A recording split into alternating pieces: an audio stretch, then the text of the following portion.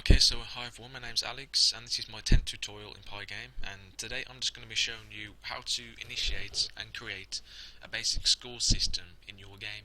Now, I'm not really comfortable showing the whole of my game in this program, so I'm just going to show a couple instances because I create this game from a project and I'm not really comfortable with showing it on YouTube, so I don't want people, copying it and then potentially, using my work to get grades or something like that. So I'm just going to show the instances of the score and as well as how to initiate it, and then I'll show you the outputs of the game that I've created as well.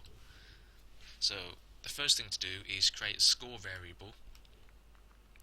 Now that's I've equaled mine to 0. This is going to be the default score that your game will want. So if you want your game to start at 10, you put score equals 10. But when I was creating my game, I wanted to start at 0. Now the next thing to do is create a variable which is for the font of the score, which will be displayed on the screen. Because when you have the score on a game, you want the score to be visible to the user, and you want to have a specific font and size. And to do this, you type pygame.font.sys font with a capital first S and a capital first F. And since it's sys font, you can have ones like Helvetica, Monospace, Arial, but Arial with a capital A, and you put the name of the font in quotation marks and then a comma, and then you type in here the size of the font. So you can have 20, 30, you can have 100, it just depends on your preference. Now the next thing to do is create a variable which will render the font to the screen. So as you got here, you've got score in lowercase letters equals score font dot render. So this is going to render this onto the screen. So it's going to render whatever variables or values are in here with this variable here. So as you can see, the first value in the render section is a string, and it's going to be score in quotation marks. So what this is going to display onto the screen, score, then a colon, plus the score here, which will be converted to a string, which will then make it viable to be changed in real time on the screen. And since I'm going to show you what I'll do later, is I plus the score, I add 1 to the score every time the player presses a certain button on the screen. And then the true just means anti-aliasing, which is just basically it just blends out the text and the font, so it makes it look nicer and it's not as blotchy. And then obviously white is the colour. And then this next part, rectangle font equals score.get underscore rect, just gives the score rectangular values. Now the next part is, I'll pause this and I'll scroll down. Okay, so welcome back, and this is the first instance of where the score will be used. Now as you can see, I've got this variable here, direct1 equals -4. So when the user presses the left direction button, the user or the sprite that the user is controlling will move to the left 4 variables. And what will also happen is whenever the user clicks the left button, the left directional button, the score will +1. And there, since we've got score equals score font dot render, we've got all these values in this section here. This will just initiate that, and we'll also be able to do it in real time. And I've also got it in also when the user presses right, presses down, and also presses up, and also so if the user escapes. So as you can see, whenever the user clicks up, down, left or right, the score will add 1, and it won't just go back to 1, it won't just go back to 0, because it will go back to 0 if the score variable that was equal to 0 was inside the loop.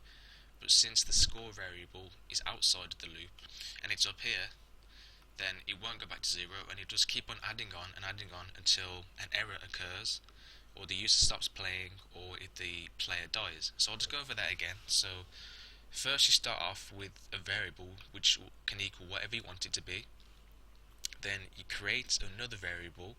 It might be just preferential to name the variables that are relevant to each other. So I've got score font, I've got score underscore, and score in capital letters. I haven't named it the best variables in the world, but it got me a good grade, so I don't care. So you have the score, you have the pygame.font.sysfont that just creates a font object from the font file system available in Pygame, and the font I chose was Helvetica, and the size I chose was 20. Now I've also created a variable which is relevant to the score fonts variable I've just created.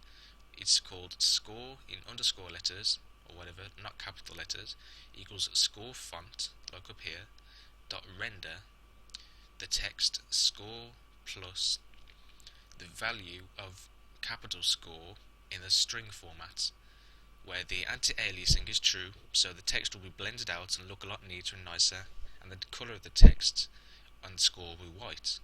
And I've also just given the score rectangular value, so it's just sort of in a rectangle, but you can't really tell that because I've got black background. I'll just show you again, and then just to show you again, so this is if the user presses the left direction button, the score will plus 1, and the score underscore equals score font dot render score plus str score true white. It's just here just to initiate and make sure that all of that gets printed out to the screen correctly.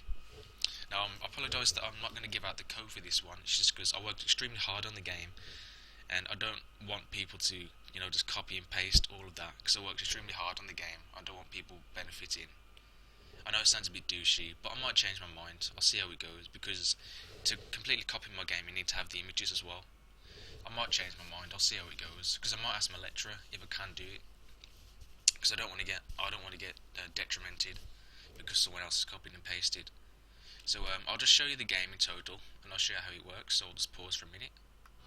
So as you can see, I've got a start screen as well. So whenever I press play, I press space, it plays, and then as you can see on the red, I'll press down to score plus 1, and I have to dodge it and go up and then go down and then up and down. So as you can see, the score is going up, and it's in a Helvetica format, and it has rectangular values, and it's since the score is a string value, it will go up and up and just keep on going up whenever I press the up, down, left or right button, just to dodge the red squares. So that's how my Pygame score works. Hopefully you've learned something. Hopefully you'll be able to initiate this type of score system in your game. I know there's plenty of other systems, like this is probably the most basic scoring system that you could possibly make. And it's just pressing up and down on the keyboard. You can have multiple buttons, WASD. You can have any of them that you want. I just wanted to show you this just to show you that what I've done. And as you can see, I've got a game over screen as well, which tells you the total score.